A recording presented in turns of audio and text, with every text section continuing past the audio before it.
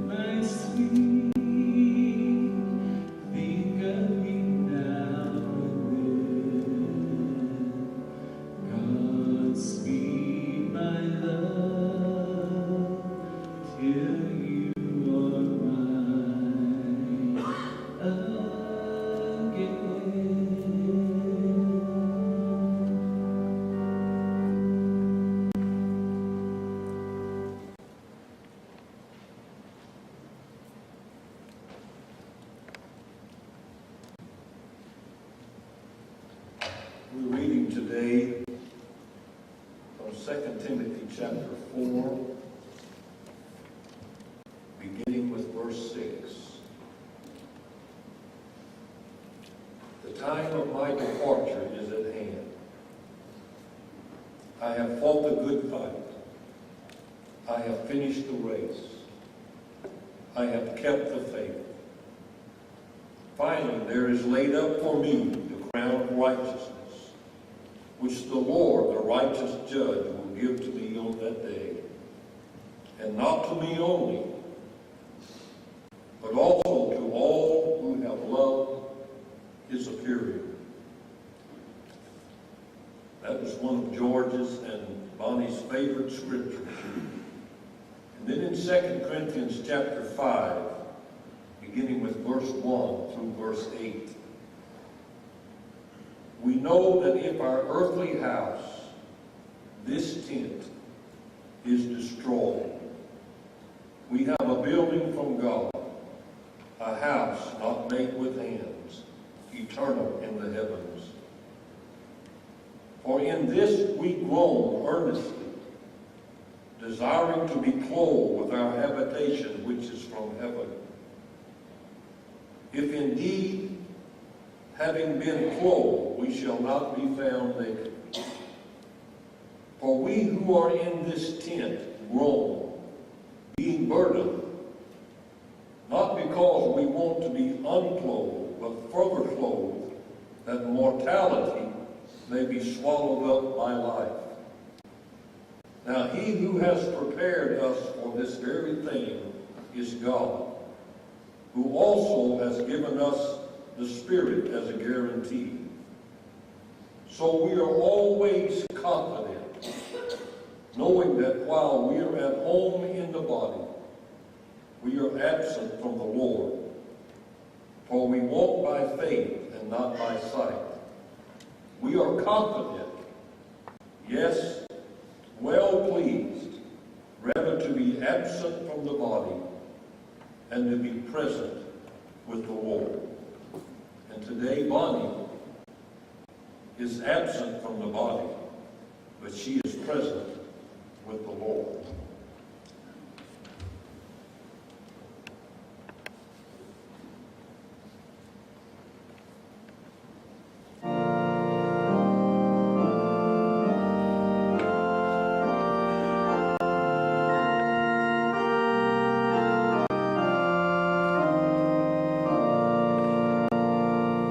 Last night as I lay sleeping, there came a dream so vague.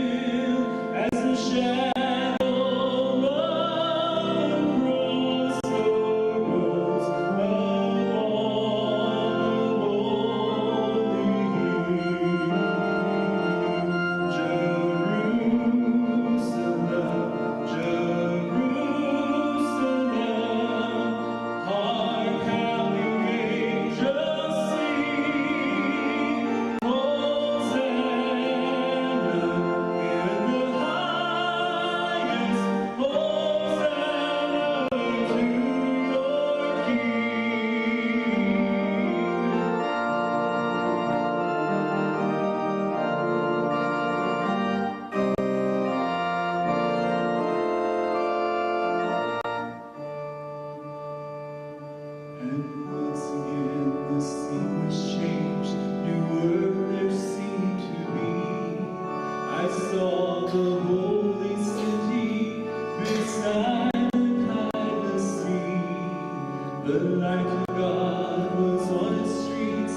The gates were open wide, and all who might enter, and no one was denied. No need of moon or stars by night, or sun to shine by day. It was the new Jerusalem that would not pass away. It was the new Jerusalem that would not pass away.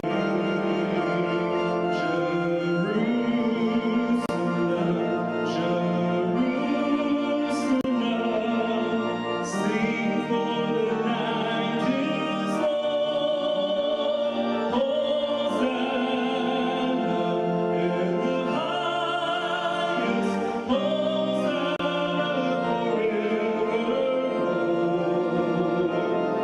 Hosanna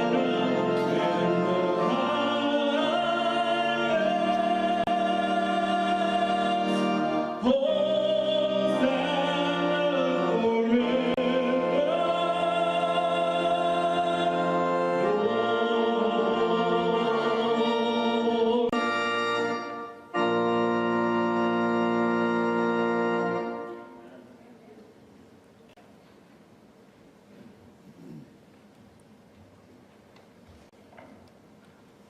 Bonnie Louise Dixon Galanis was a native of Bartlesville. She was born in Bartlesville May the 22nd, 1933. She was the daughter of the late Roy Byrne and Odessa C. Des, Lynn Dixon. She began her elementary education in Bartlesville, and the Dixon family moved to Copan during her youth when she continued her education in the Copan community. She graduated with the senior class of Copan in 1951. Bonnie and Jimmy Dean Roper were married and made their home in Copan in Lubbock, Texas, prior to returning to the Copan community. Bonnie was employed by the Union National Bank in Bartlesville. She and George Constantino Galanis Jr. were married in Claremore, Oklahoma, April the 8th, 1961. They had just celebrated their 50th wedding anniversary, just about a few weeks ago. They have made their home in Bartlesville since 1961. Bonnie was employed as a doctor's assistant from 1975 until 1987 in the private medical practice of Dr. B. Lee Vineyard, M.D. George was employed by the Retta Pump Company for 43 years, and during his tenure of service with Retta, Bonnie and George traveled extensively through the United States and many foreign countries. At the time of George's retirement, he was serving as the water systems manager for the Western Hemisphere. Bonnie and George have continued living in Bartlesville since that time. Bonnie and George were members of the East Cross United Methodist Church, and Bonnie was a former member of the Copan United Methodist Church. She was president of the Auxiliary of the National Water Well Association during George's tenure of service as president of the National Well Association. Bonnie loved traveling and attended the medical symposium in Switzerland and Austria. She also enjoyed her month-long trip to Germany in 1971. Just a side note to that, Bonnie wanted to go to Europe, and she had read some advertisement somewhere could travel in Europe on $5 a day. And so she said to George, George, let's go to Europe. And of course, George had traveled around the world and he didn't have any desire to go to Europe. And so George said, Bonnie, you can go. Well, 15 days later from that conversation, he takes Bonnie to Tulsa, and she gets on the airplane and she travels in Europe for a month. But he said it was not on $5 a day.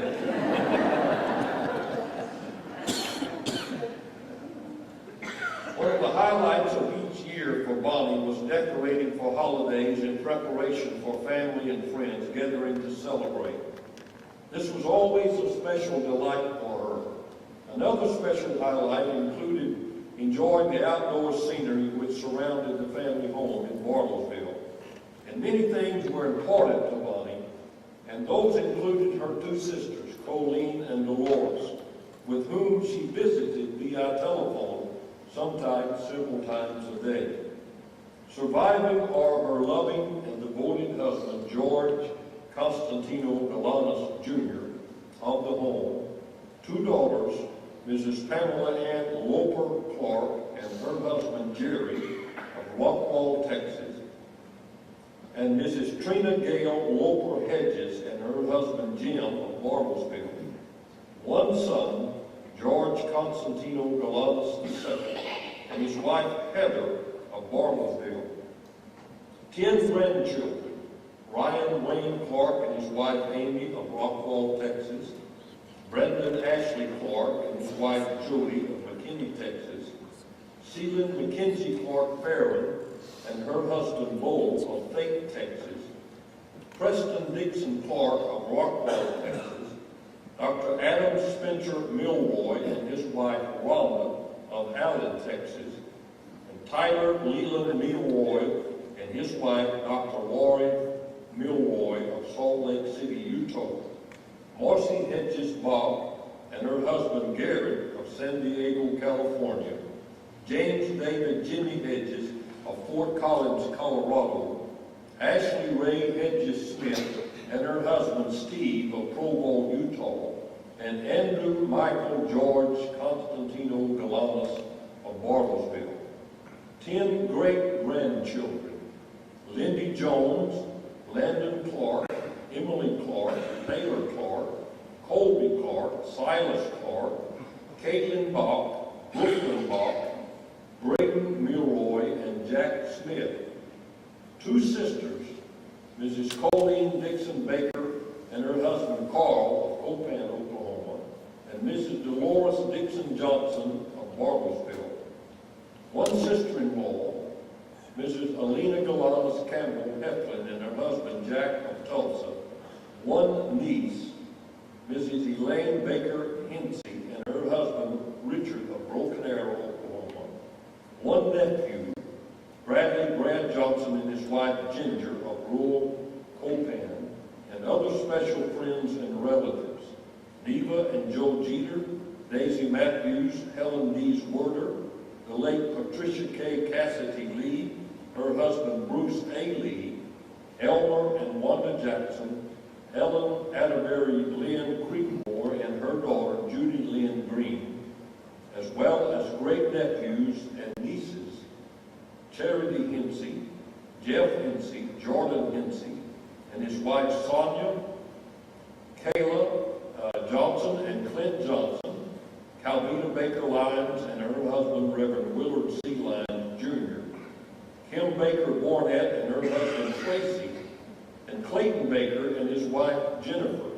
She was preceded in death by her father and mother, Roy B. Dixon and Odessa C. Des Lynn Dixon, a nephew, Carl Marvin Baker Jr., her maternal aunt, Zella Avis, or Aunt Avis, Leon Hobson, and her husband, Harold Newell Hobson, or Uncle Harold. 3 paternal aunts, Lucy Dixon, Ruby Dixon, and Julia Dixon Strong. Cousins, Iaxa Eugene Hobson, Martha Evelyn Lynn, and 2 maternal uncles, Billy Eugene Lynn and Roy Vern R.B. Lynn, and her beloved brother-in-law, Carl Johnson. family, isn't it? You know, just a few minutes ago, I read the scripture referring to this tabernacle or this tent that we live in. If it is destroyed, we have another building that's not made with hands, that's eternal in the heavens. And it is evident from scripture that there is a clear distinction between the temporary and the eternal part of man. The body is temporal. The body is temporary. But the spirit and the soul are eternal. And what we call death is the separation of the soul and the spirit from the body. It does not mean that the soul and spirit die, because the soul and spirit are eternal. And in Ecclesiastes 12, the preacher said that when the silver cord of life is loosed or broken, this is the cord that holds the body and soul together. And when that cord is broken, there is a separation of the body from the soul and the spirit. And at that time, he goes on to say, then the dust, that's the temporary part of us, the dust, the stuff that we are made of, returns to the earth as it was.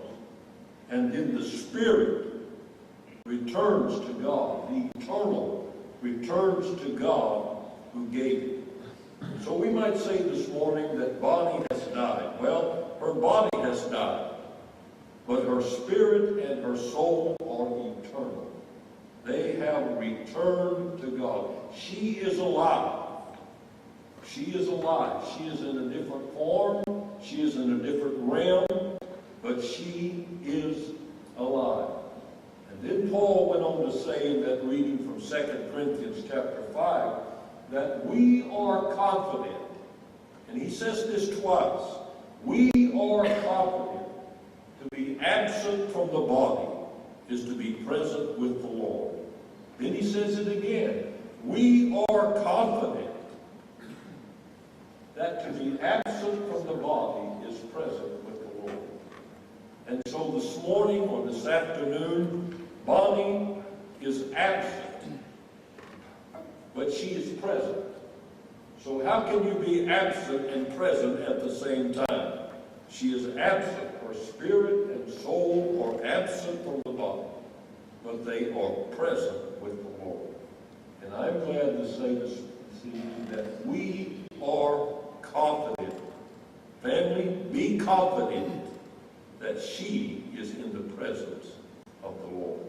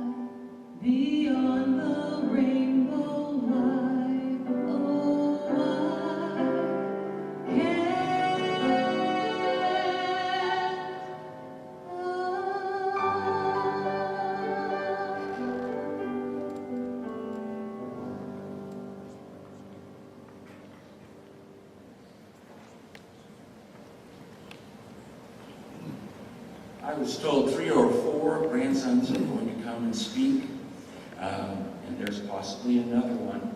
Here's how we'll know that they're finished. No one from the family will stand up and come forward, and then we'll move, and the video will start. But I hope you settle with each other who's going to go first, and this is your opportunity.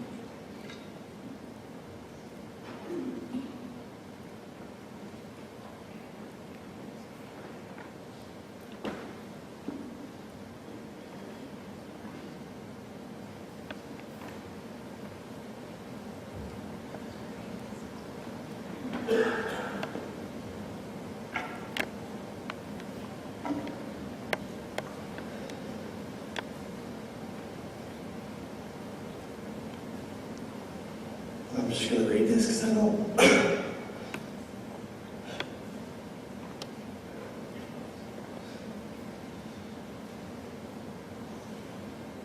But lately I've tried to remember my earliest memories with Minnow and Gramps. There are so many.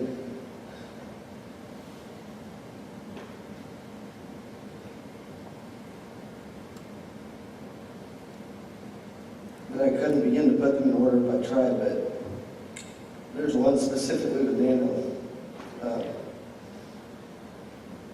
Very early and special to me that I keep coming back to. And I was staying with Daniel and Gramps at their house in Harvard. And that particular night it was pretty stormy. And we were upstairs in their bed. And I know we had probably watched Johnny Carson because when I got to spend the night over there, we laid there and watched that and then we'd go to sleep.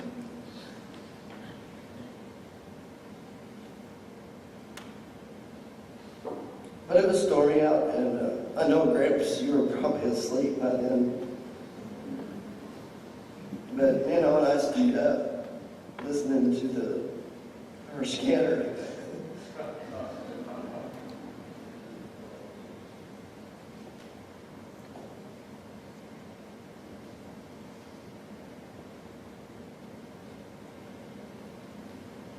We listened to all the calls going out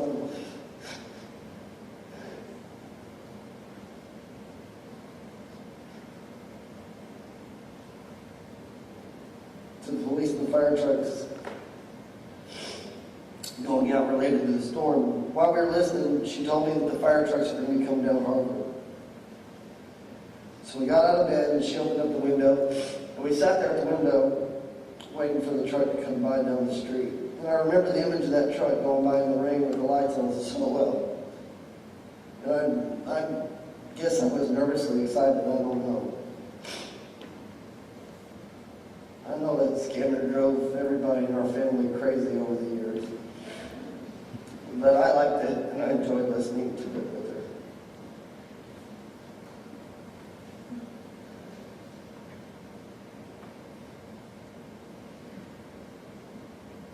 It was an early warning sign of my interest in Joseph Hill firefighting. I had asthma pretty bad when I was a kid. Then I used to work at Berkshire Vineyards. She would always bring home the inhalers from the drug rep when he would come by. And I know it's not that big of a deal, but to me it was when I was a kid.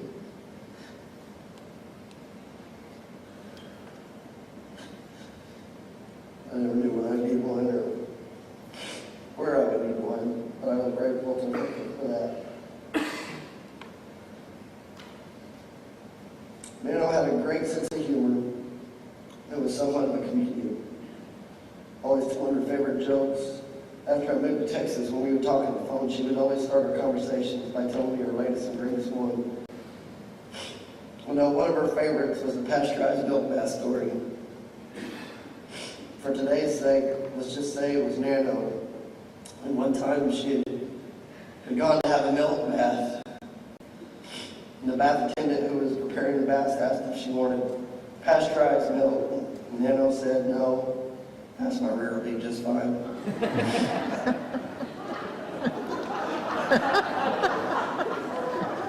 I know it was one of her favorites because she would continue to tell it to us all.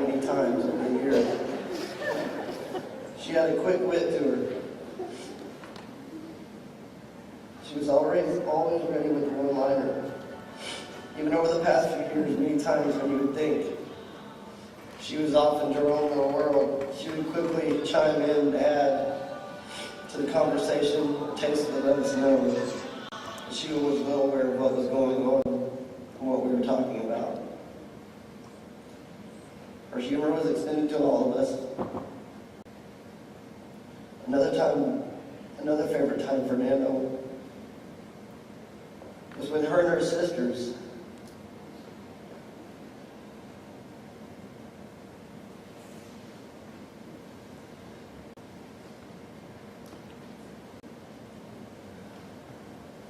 would exchange their gag gifts. They had diligently prepared for all year long to give to one another during our Christmas Eve party each year, trying to outdo one another.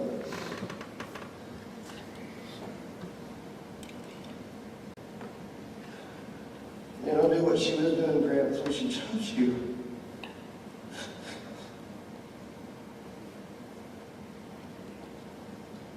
Your love and attention to her is like no other. You've been an example to all of us. With your care provided for her. I can't stand up here and tell you that never spoke an unkind word. Nano wasn't perfect, but none of us are. But I can tell you that considering the trials and dealings with her health and her struggle just to be comfortable, she really never complained in the grand scheme of things. She had many times when she would yell for Gramps to get something for her, do something for her. And made many stories along the way. She would tell us when she was hurting, that she really didn't complain.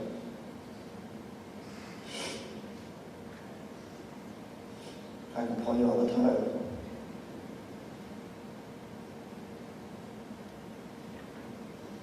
My comfort today, though, comes from knowing that Nano and I talked about her salvation, her belief in Christ as her Lord and Savior, as I do. Because of that, I know Nano can sit up straight, be comfortable, use her hands with normal function, and walk freely.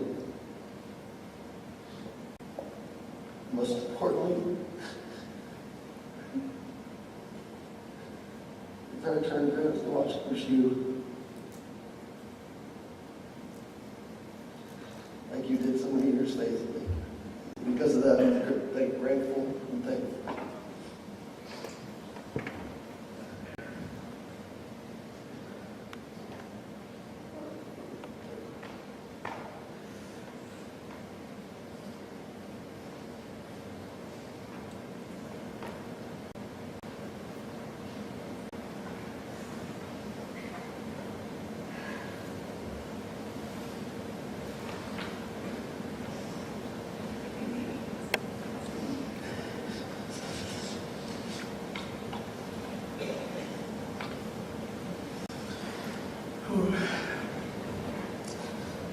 Nano and Gramps' house was always like a second home to me.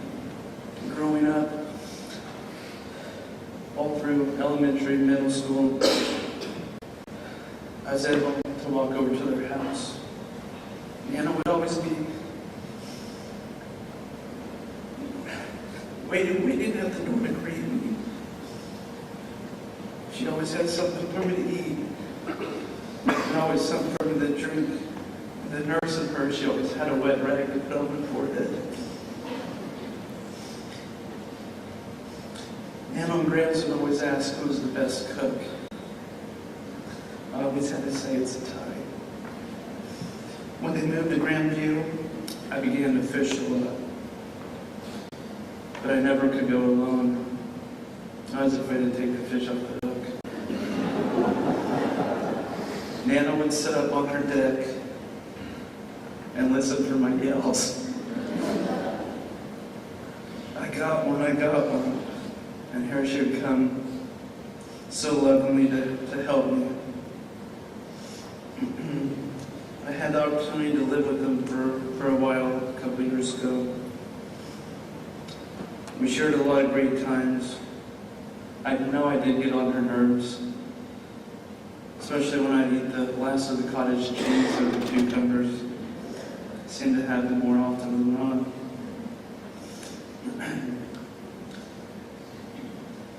I had the opportunity also to go on little mini vacations with them to Branson and Little Rock.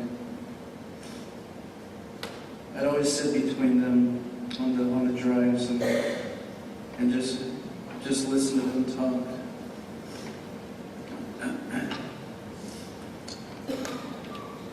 I spent the night over at their house. I was talking to my mom. I remember it was probably 5-6 times a month. A lot of times is because I got in fights with my brothers and sisters. I think that most of them didn't know it was my plan to be able to go over there so often. All the other kids were like, how come he gets to go? I'd be like, well, it's my plan. Growing up, like Ryan, I slept in their bed with them. Nano had a thing for frozen grapes. She loved to eat frozen grapes in bed. And so as we'd sit in bed, I tend to eat quite a bit. And she would send Grandpa back to the refrigerator saying, "Will you get Tyler some more grapes?" But they're really for both of us. I too remember the Scanners. Sitting there with Nano, she had all her favorite policemen, all her favorite firemen. She knew what all the calls were. She knew where the streets were. They were like friends to her. I had the opportunity last Sunday to have one last sleepover with her. My mom, Georgie, and Pam and Grandpa and I stayed one last night with her. After everyone else fell asleep, I laid there and watched Grandpa hold her hand as he fell asleep. It's just how he is.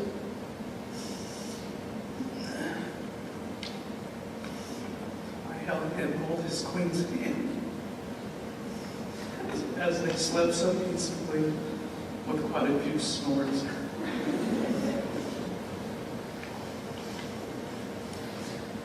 I saw on a card that was sent by a friend of theirs in the house, and I thought this was so fitting for how Nana would feel. It says, "When you can no longer feel the human touch of my hand, I pray that somehow, dear one, you will understand my love for you is everlasting. Within your heart I dwell. My parting is but for a moment, not a lasting or final farewell.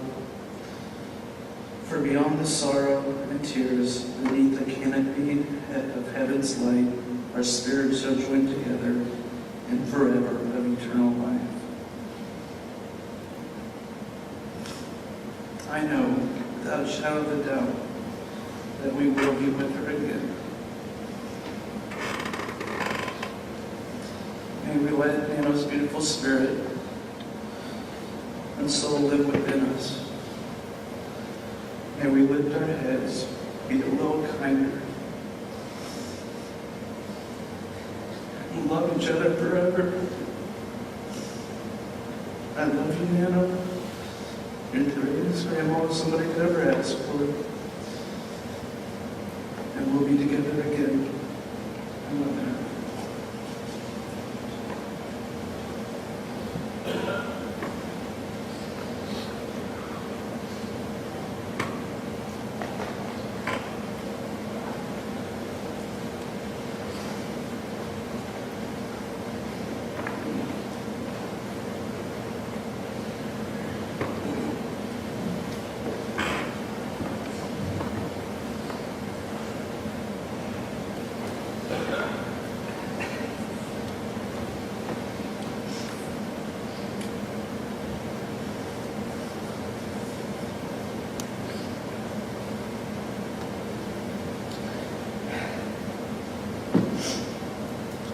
As I was visiting with Nana yesterday, I thought about times that I've complained about my dark white skin and how fair, and as I look at her and how beautiful and porcelain.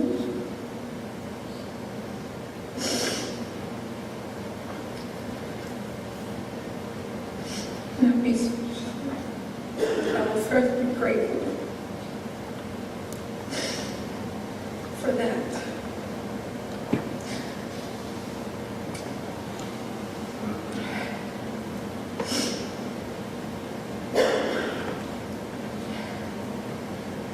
Nano knew that I wasn't the girliest of girls growing up with all these boys in the family.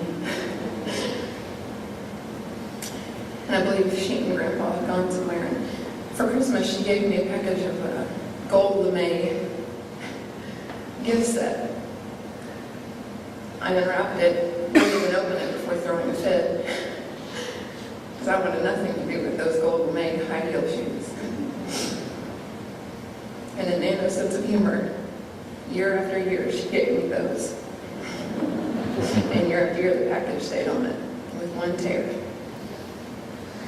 And I do believe it was around my 16th birthday, she finally said, "Get over yourself, you brat." Opened the present, and each year she'd been stashing money in the gift. Taught me a good lesson. But I gained some good money out of it.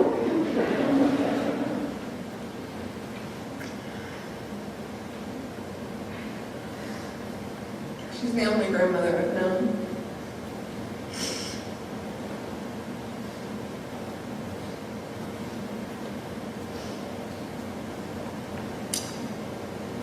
And she and Grandpa have shown a great example of what my husband and I would look like.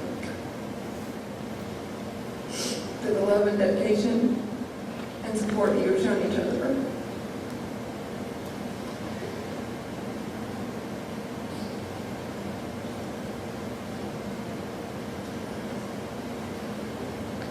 We love her and miss her here.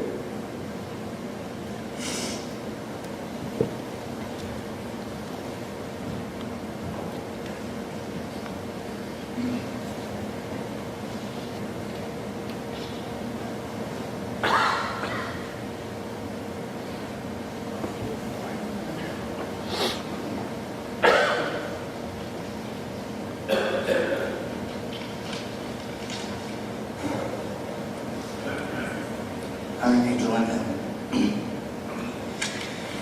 We didn't lose our name. They didn't lose their mother. He didn't lose his wife. And as a family, we can stay strong. A family united, that is what we are. No demons will get us, for our angel is on fire. We didn't lose our nana. They didn't lose their mother. He didn't lose his wife. And as a family, we can stay strong. A family united, that is what we are. An angel in heaven is what we have gained so far.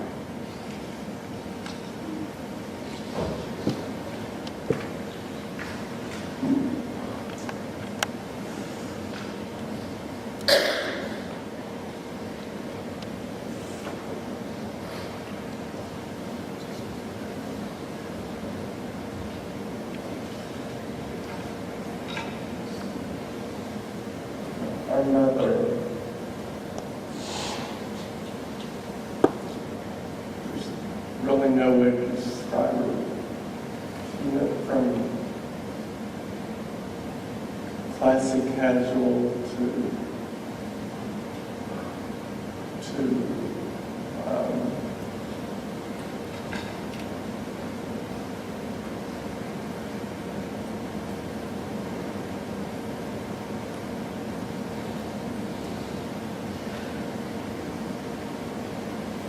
never knew what to expect, but it was always usually good. She loved entertaining. my dad worked for Rail Pump. She loved having his customers come to our home. And Daddy would each time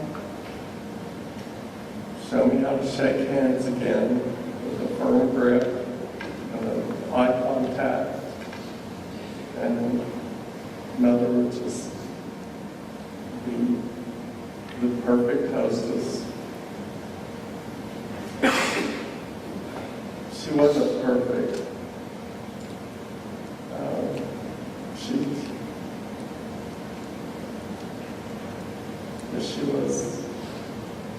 She was our mother, and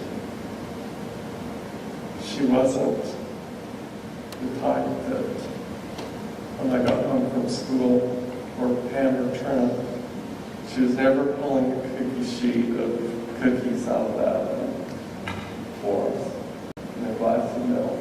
It wasn't her. But she was glad to see us. And I will never forget the first few years of my elementary education. I had to go home for school, so I walked home from school. And she would have a meal prepared. I mean, not cold cuts. It was fried ground steak, green beans and mashed potatoes. And I remember one day in particular, and I don't know why, but she had prepared a nice steak. And when I came through the door, she said, "Georgie, dinner's on the table." I'm sure she was upstairs trying to lift her hair higher to the heavens. And I looked at the plate, and there was just some morsels, and our dog had gotten on the table and eaten the whole steak. But she was quick to get frozen shrimp and deep fry it and get me back to school on time. But you really never knew what to expect. I know that she was not terribly social, but she welcomed the three of her children. She welcomed our friends and made them my mother and dad's friends as well. And she loved and never stopped loving. Even if we drifted apart, as relations do. She never quit being interested in the Backlogs, the Perrys, the Dearmans, Esther's. And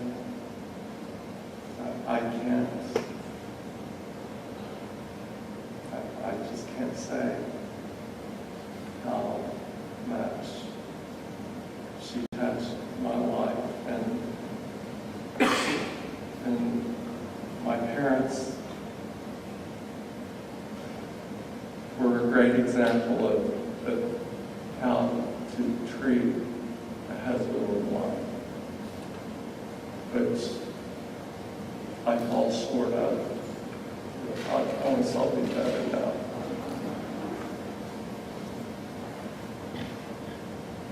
thank you all for coming. Everybody here. And I know there's a lot more that couldn't make it, but each of you touched her life.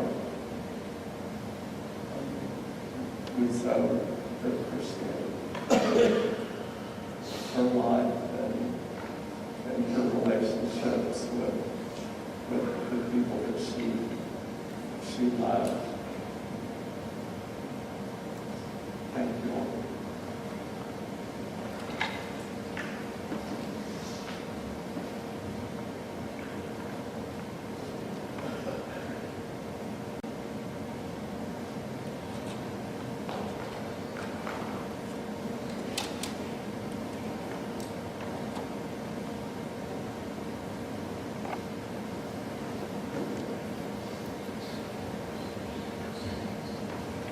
As I was sitting there, I was thinking of something that Mother did learn to let her hair down just a little, not with, probably with us, but with our grandchildren.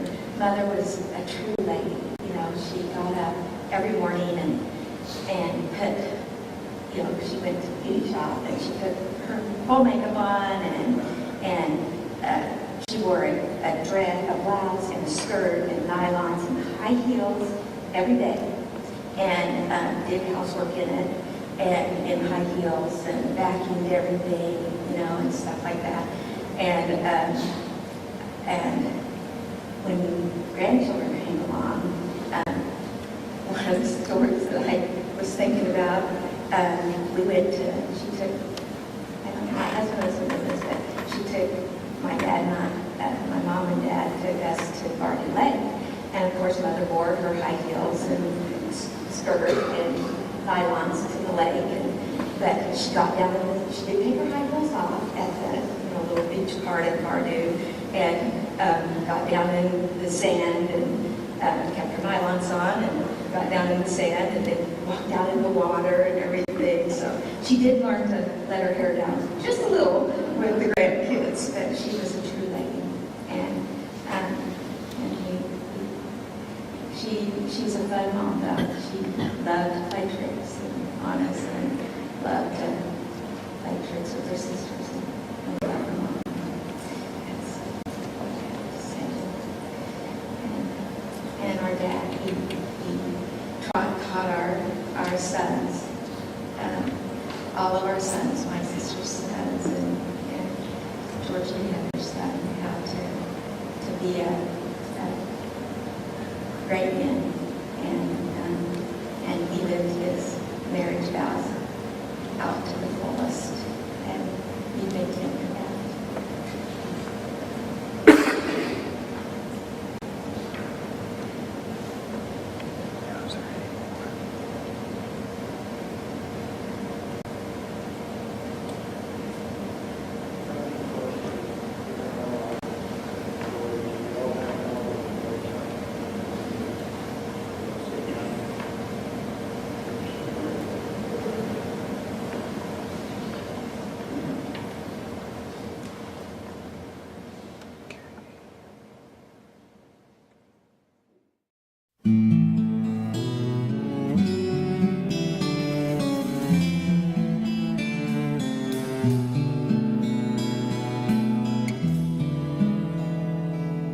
God, you have so much to see to, so many things to do, but it seems a very light thing, no effort, Lord, for you.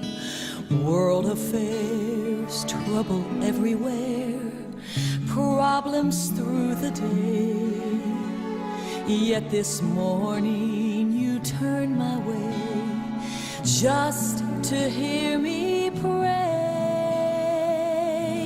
You see to me and all that may concern me. For my little woes you hover close and listen patiently. You have focused your attention on my every situation. If I'm good or bad, glad or sad, God, I know you'll see to me.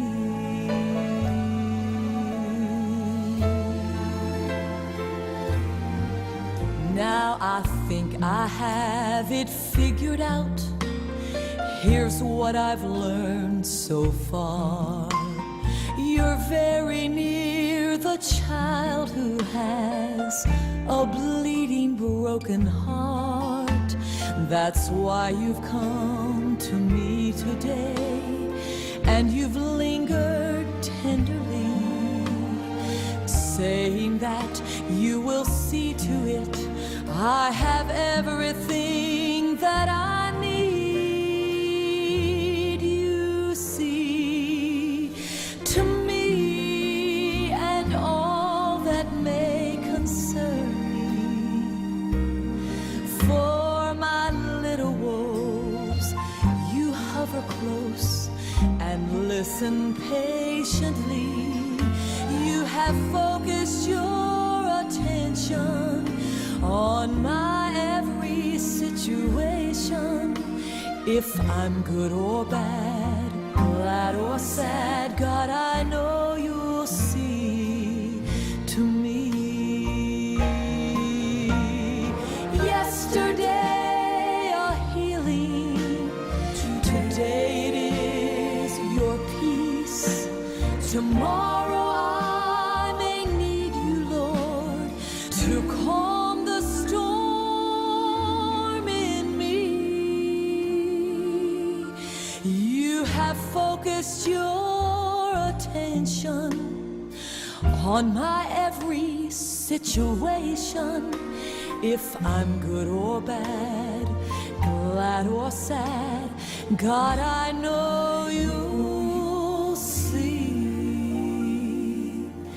to me.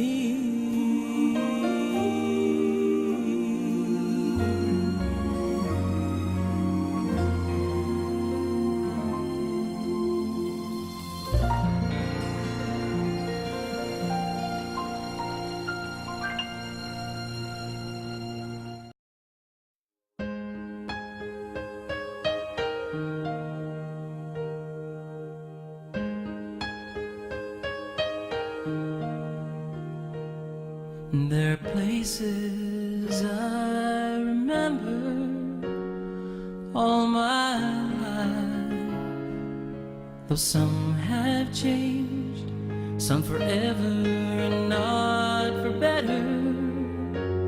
Some are gone and some remain. All these places have their moments with people and friends I still can recall. Some are dead and some are living, but in my life I loved them all.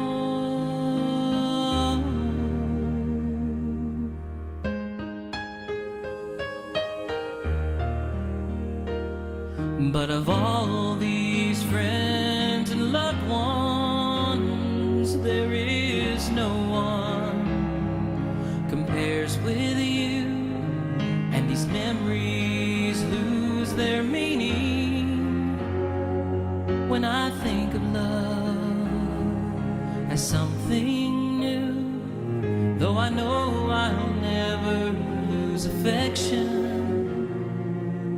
for people and friends that went before, I know I'll often stop and think about them. But in my life, I loved you more.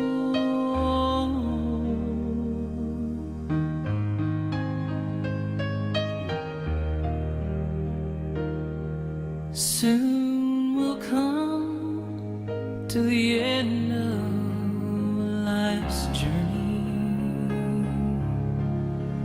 and perhaps we'll never meet anymore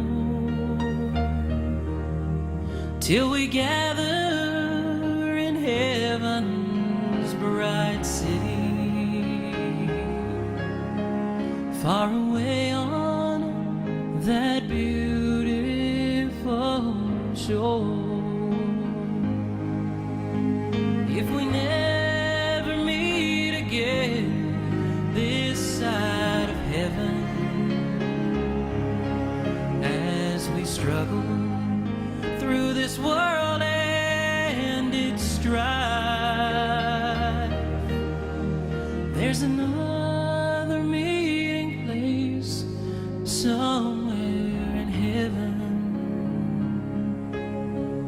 by the beautiful river of life, where the charming roses bloom forever, and separations come no more. If we never meet again this side of heaven, I will meet you on that beautiful shore.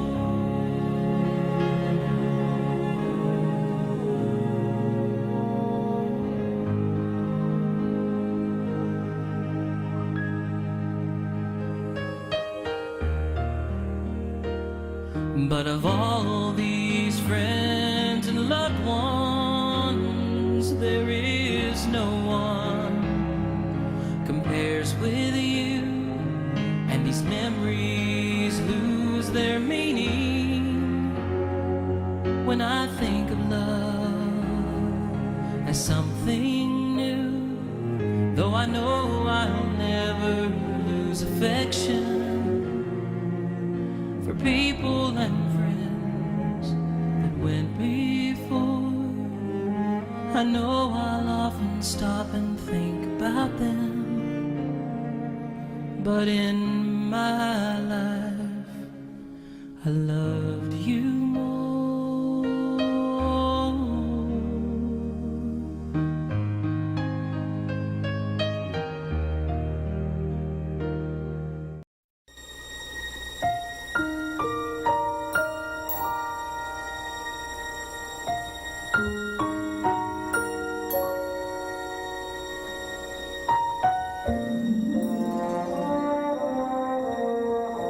Hold tight to the sounds of the music of living, happy songs from the laughter of children at play.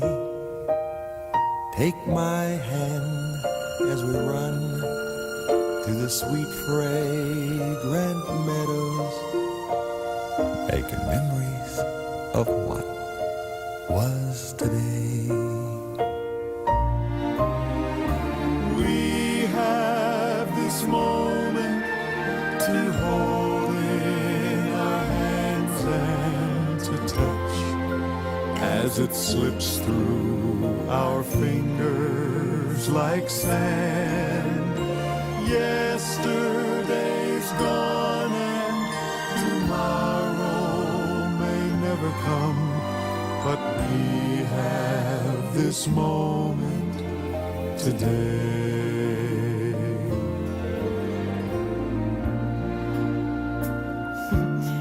You hear that tiny voice? It's my not-so-tiny daughter, who's still calling for me to stop and listen to what she has to say.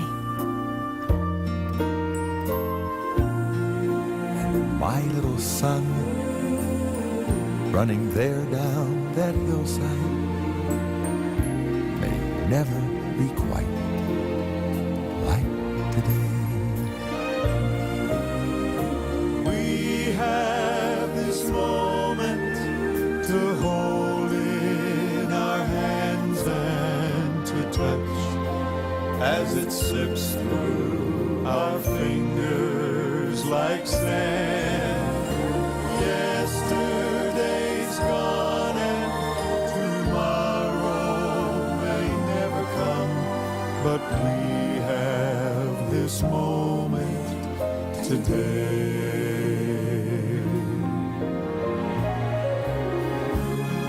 Take the blue of the skies and the green of the forest, the golds and the browns of the freshly mown hay,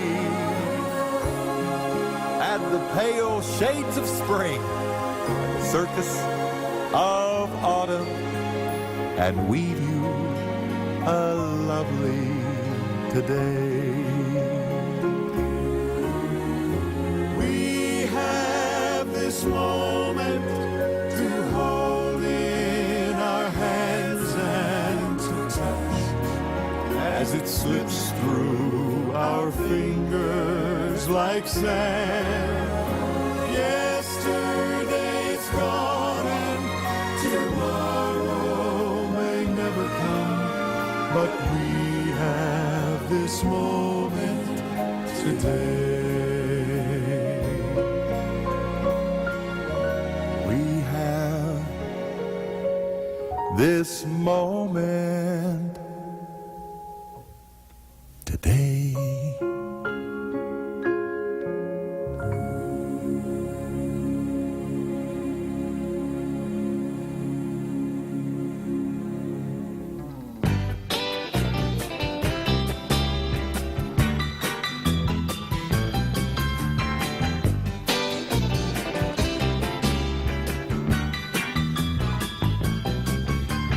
Plenty of room in the family, room for the young and the old. Plenty of happiness, plenty of love, plenty of room in the fold. Plenty of food at the table, no need to economize there. It's all you can hold and there's plenty besides. The storehouse will never be bare. Plenty of room in the family, room for the young and the old. Plenty of happiness, plenty of love, plenty of room in the fold. There's lots to be done in the family, a job to fit every man. There's caring and lifting and there's loving to do, so pitch in and help all you can. Plenty of room in the family, room for the young and the old. Plenty of happiness, plenty of love, plenty of room in the fold. If you're lonely and looking for friendship, if you're lost and you want to be found, there's plenty of room in the family of God, and there's plenty of love to go round. Plenty of room in the family, room for the young and the old. Plenty of happiness, plenty of love, plenty of room in the fold. Plenty of happiness, plenty of love, plenty of room in the fold. Plenty of happiness, plenty of love, plenty of room in the fold.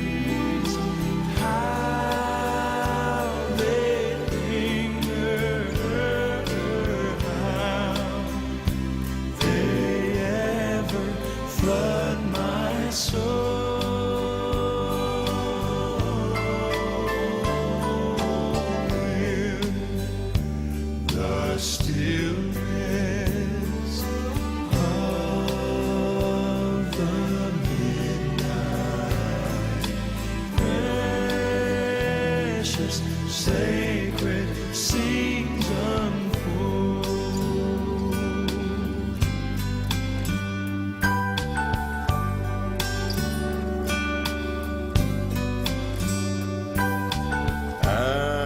As I travel on life's pathway, know not what the years may hold.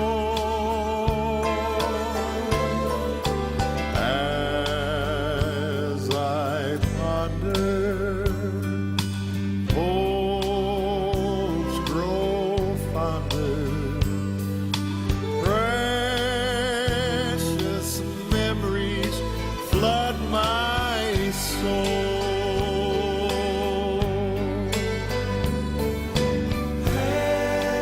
Precious memories, how they linger, how they flood my soul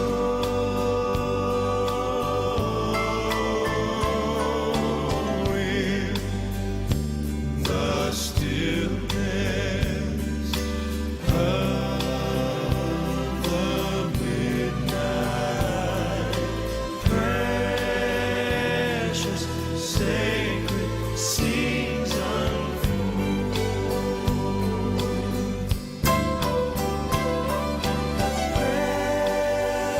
Precious memories, how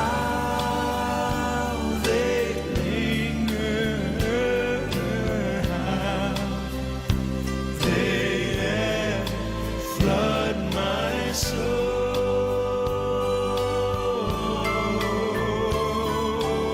with the stillness of the midnight. Precious, sacred scenes unfold.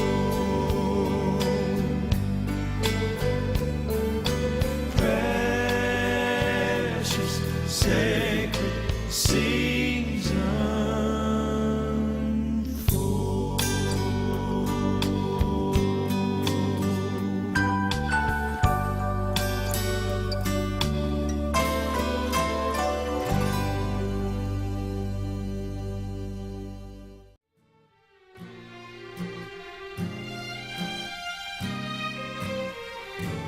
Old friends, after all of these years, just old friends, through laughter and tears, old friends. What a find, what a priceless treasure.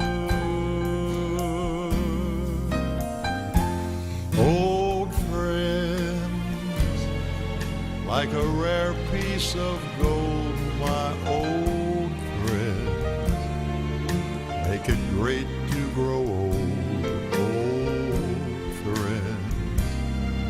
Through it all I will hold to old friends.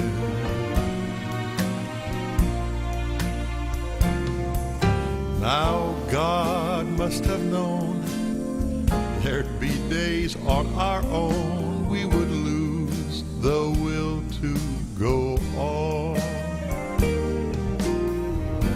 That's why he sent friends like you along. Old friends, you've always been there, my old friends. We've had more than our share, old friends. Through it all I will hold to old friends.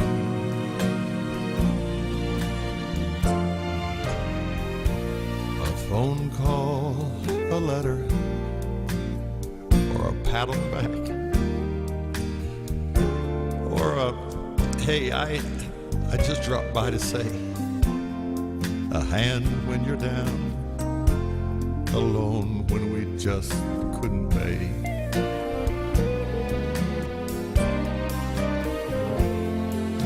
A song or a story, a rose from the florist,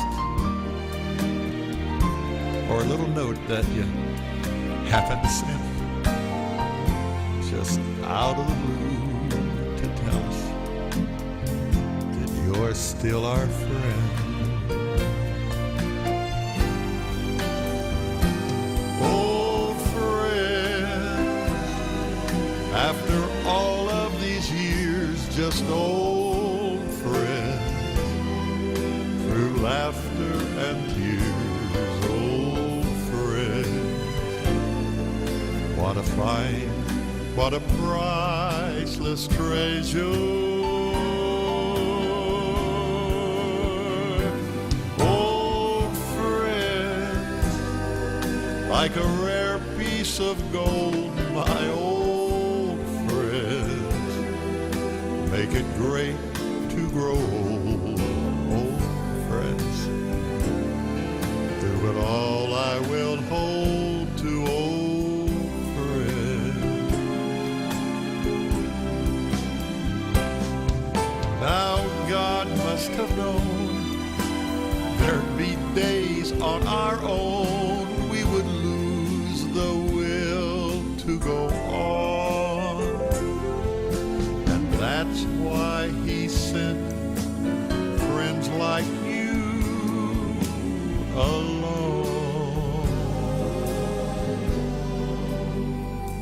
Old friends, you've always been there, my old friends. We've had more than our share, old friends. We are all millionaires in old friends.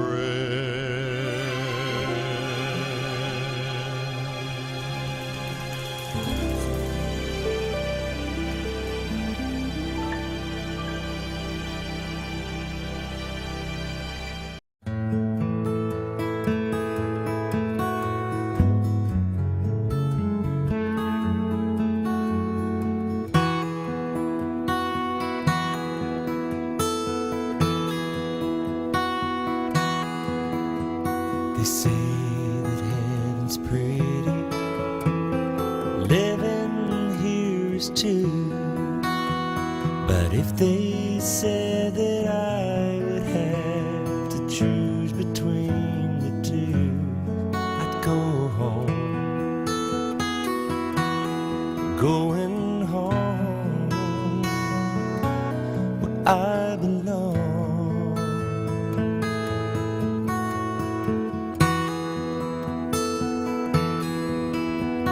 Sometimes when I'm dreaming, it comes as no surprise that if you look, you'll see that homesick feeling in my eyes.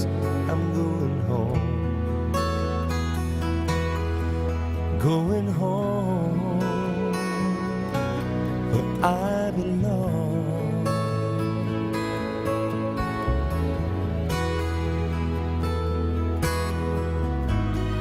While I'm here, I'll serve Him gladly and sing Him all these songs. I'm here, but not for long. When I'm feeling lonely, when I'm feeling blue, it's such a joy to know that I am only passing through.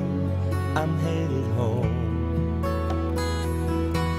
I'm going home where I belong.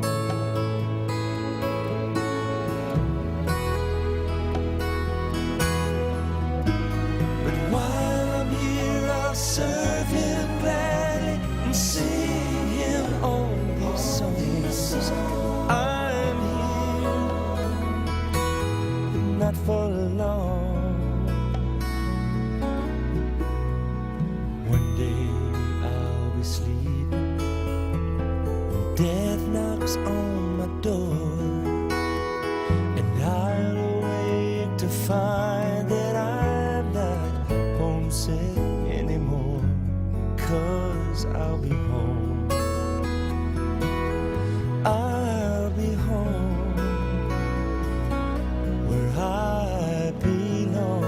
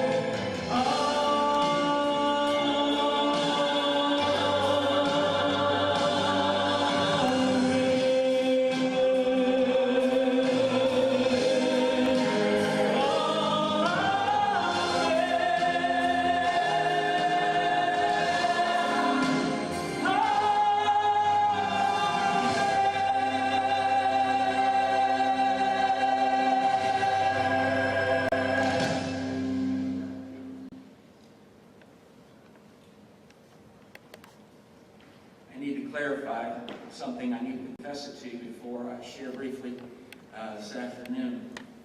The Lord and I were having a talk during the video slides. I've prayed it through.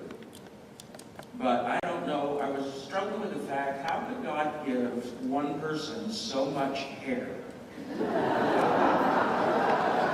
and leave the rest of us out? That just doesn't seem fair. I met George and Bonnie Galanis at George's mother's funeral shortly after I got here in 2000. And I just know that there are certain people that you meet and it's just almost an instant relationship. You don't have to see them every day, but when you do see them, you enjoy being around them. And Bonnie and George are that to me. And I'm grateful for all that they mean to me today. I haven't had the opportunity to see some of the sides of Bonnie that I'm sure her family has seen. In fact, there's really only one that I saw, and it would have been a natural for me. If I'd used Proverbs 31, I could have talked about, the importance of a woman and a mother. She certainly was all that. But I was thinking of the word elegant.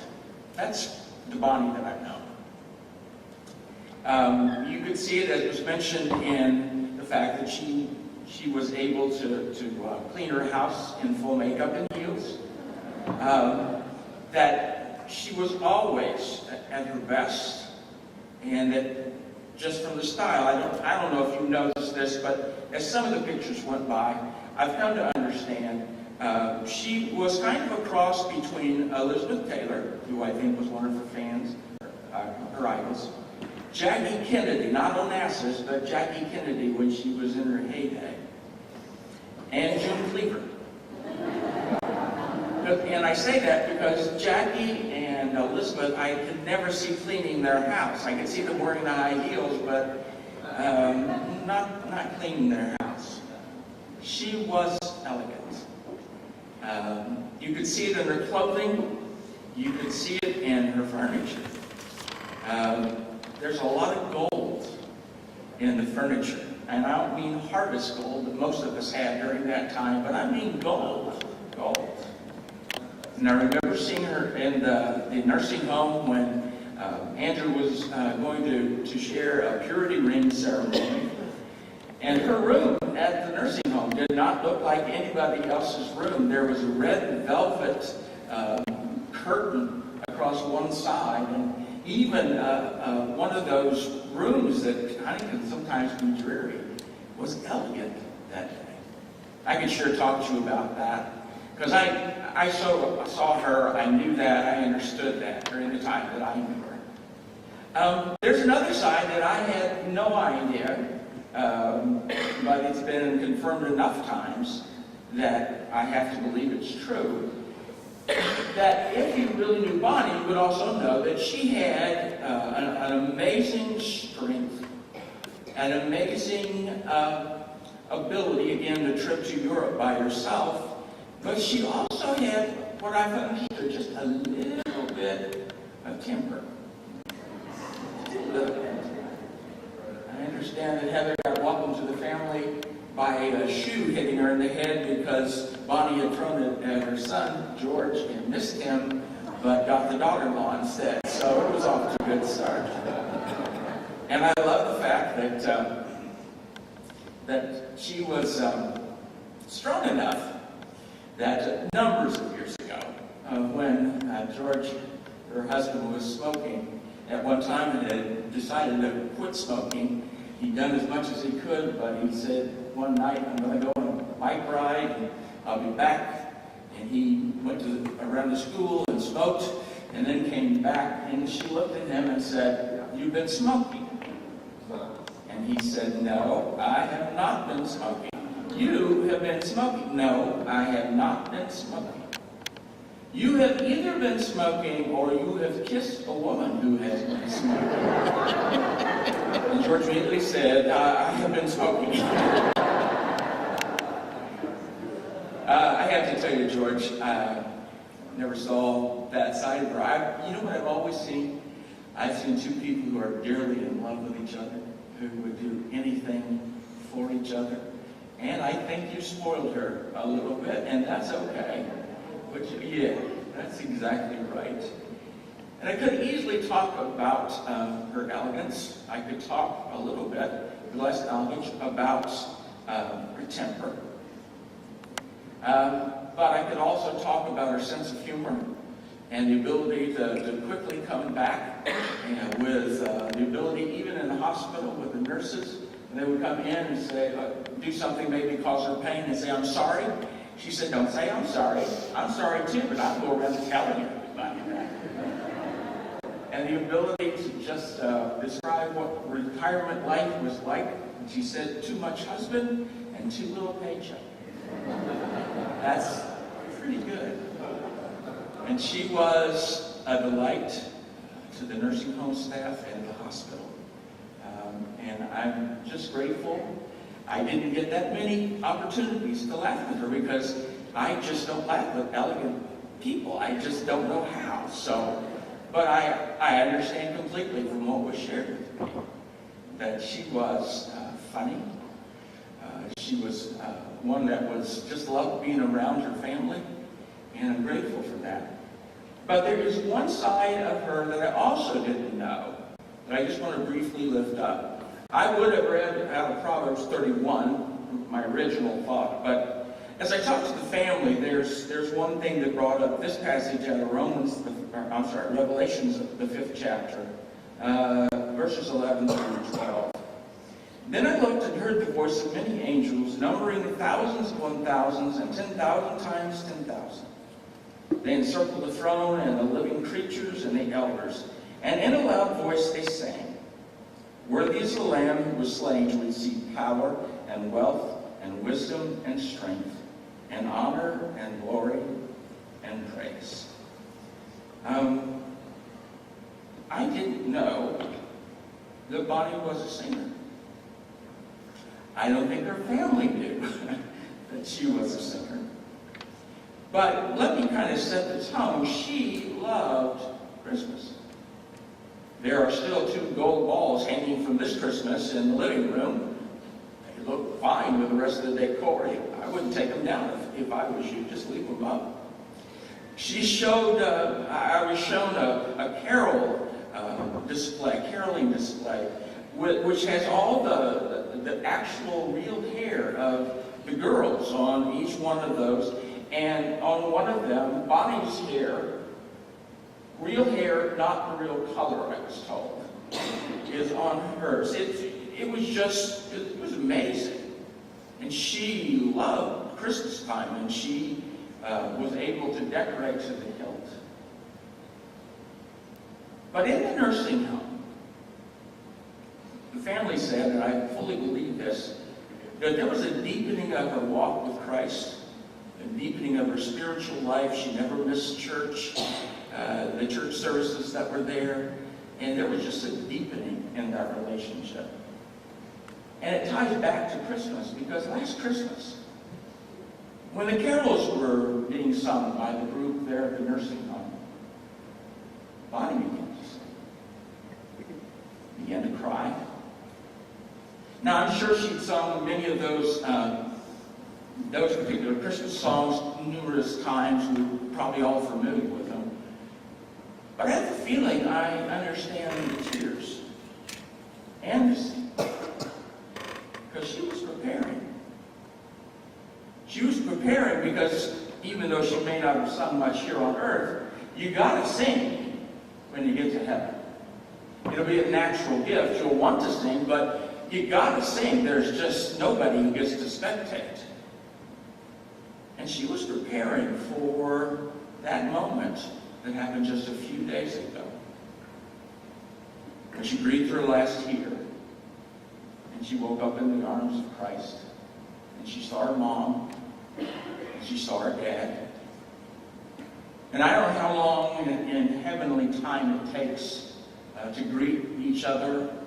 Clocks are not existing there, but somewhere during that time, Mom and Dad walked her over to the choir.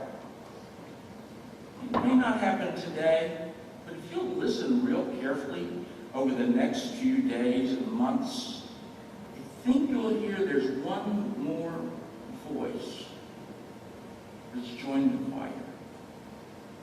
And the pain that she's experienced, and the physical problems that she's gone through, are way completely off of her memory bank. Because she is enjoying this moment, all the privileges of being in Christ. And she's a singer. Elegant singer, I'm sure. Not throwing shoes, though. That won't be allowed. But she's singing, "Worthy is the Lamb for sinners." And I don't know about you, but that just reminds me, I got to be ready. I want to live in such an age of preparation that even if I don't have the length of time that Bonnie did to realize that she was going to face death eventually, to live in preparation, be able to join hands, and that George, when it comes your time, she can just scoot over and say welcome, and be able to know that you can join her too. It would be her desire, I know, for her children and her grandchildren, and for those friends who are here today as well. And I'm grateful that all of us someday are going to be able to sing if we put our trust in Christ and are willing to walk with Him. Would you bow with me for a word of prayer? Heavenly Father, as we come before you today, thank you again for Bonnie. Thank you for her life. Thank you for the fun that she was and the memories that she leaves behind, and the smile, as well as the tears that she puts on her face. I just pray, Lord, that today you would, during this time of grieving for the family, would you make your presence known. There will be times of tears and pain, and you understand that. And I just pray that you'd literally wrap your arms around each and every member. I pray that you'd be with George. I know that there are going to be major adjustments in his life for the family, for the siblings, and for all the other family that are here. There will be times when we'll laugh again. Not today, but we'll laugh again. And I pray, Lord, that through your grace and through your death on the cross and our acceptance of that gift, someday we'll all sing together around your throne. In Jesus' name.